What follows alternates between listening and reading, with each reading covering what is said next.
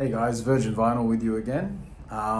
So today I've got something that could easily fit into the jazz rock fusion category, or just as easily into the progressive rock genre category, and that is Bruford. Feels good to me. So I just picked this one up today and I'm really stoked to have got it. I found it in that shop I've told you about a few times, the Black Hole. I wanted to film there, but like I've told you before, the place is basically pretty loose and a sort of ramshackle kind of operation there. And the guy that runs the place, he was sort of like, I don't know what he's doing. I mean, he's got boxes of records and CDs all over the place, all over the floor. It's a tiny little place. It's like, if people want to pass each other, you have to squeeze past each other and stuff like that. It's got two like aisles, and there's stuff on the sides and stuff in the middle, and there's like two little aisles there, but it's a really small room. It's like the size of like a bedroom or something, Anyway, so he had shit everywhere, and it just wasn't. He didn't want me filming in there like that.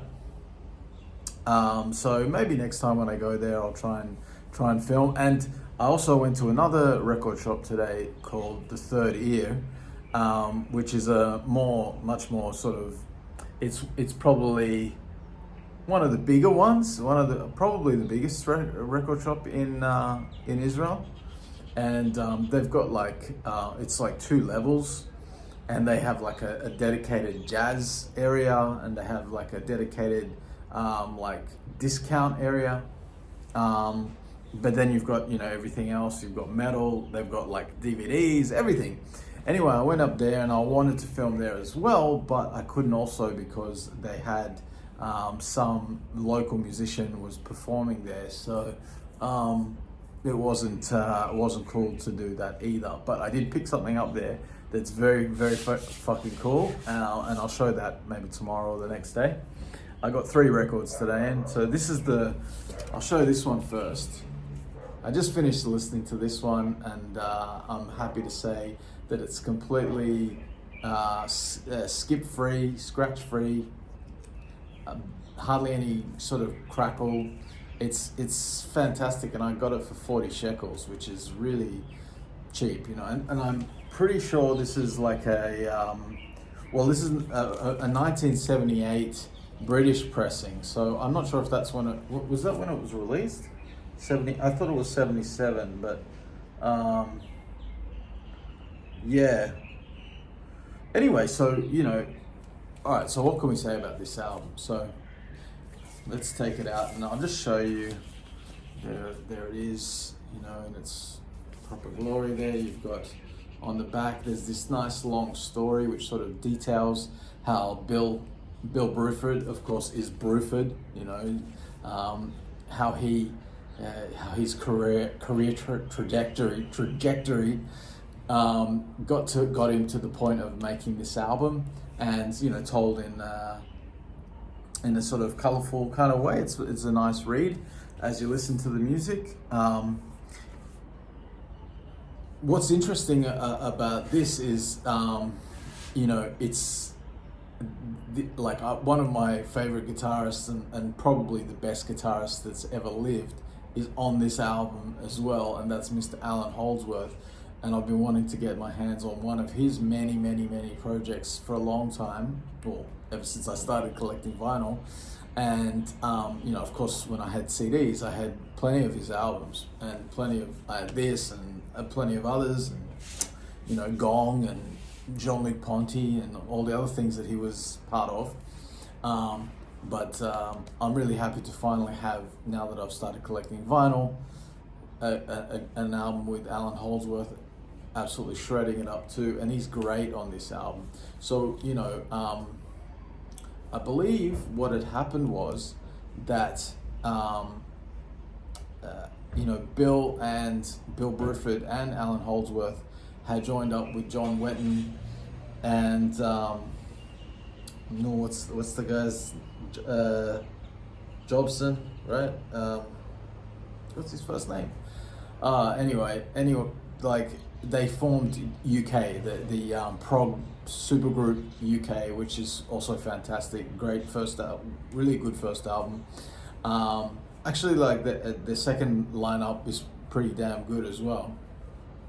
Anyway, but both Bill and especially Allan, didn't really like going out on tour and having to play the music sort of note for note like the record. They much preferred to improvise, and so they quickly got tired of doing that and broke away from the band, and so they teamed up here on this album, and the music it does take some sort of little notes from UK, but it's also, Bill is also tapping into the jazz rock fusion of the time. So you definitely have the progressive, that British progressive rock sound in there, but also there's that freedom that you get from American jazz rock fusion. The lineup here is Bill BRUFORD, of course, and he's playing drums, but he's also playing like all the percussion instruments, like vibraphone and other sort of what are they called? Like vibraphone and xylophone, and then you've got, of course, Allan Holdsworth, the mighty, the awesome Allan Holdsworth on guitar, shredding it up all over the place. Just incredible guitarist, really. So like unsung and unrecognized by the masses, which is just such a shame. And from what I've heard, like towards the end of his life, he really was struggling, like financially. It's just insane to me that a musician of his caliber, had to struggle like that, and it's like, but that's such a common story with a lot of musicians, I know a lot of stories of some of the greatest players that you've never heard of. What's really interesting is they brought in, Bill brought in Annette Peacock here to do some vocals, and she's a really interesting character as well. She sort of, I think she's regarded as one of the first users of synthesizer in the 60s, and she's like quite a unique and interesting character. She's got a very unique sort of range of vocal deliveries, and she's a character all in herself, and she brings a lot of character to this.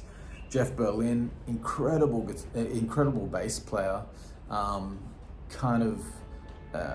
I like, to my ears, he's kind of modeled himself on Jaco, but he's brought his own version of that. Like it's sort of, he's got that sort of tight, sort of nasally, punchy Fender Jazz, tight sound that Jaco had, but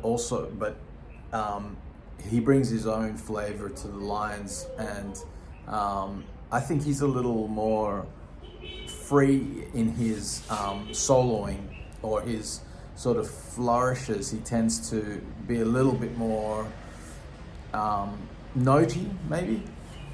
And he's got also Kenny Wheeler on flugelhorn, who teams up with Annette on one of those songs. Which one was it? I can't remember the name of it. But anyway,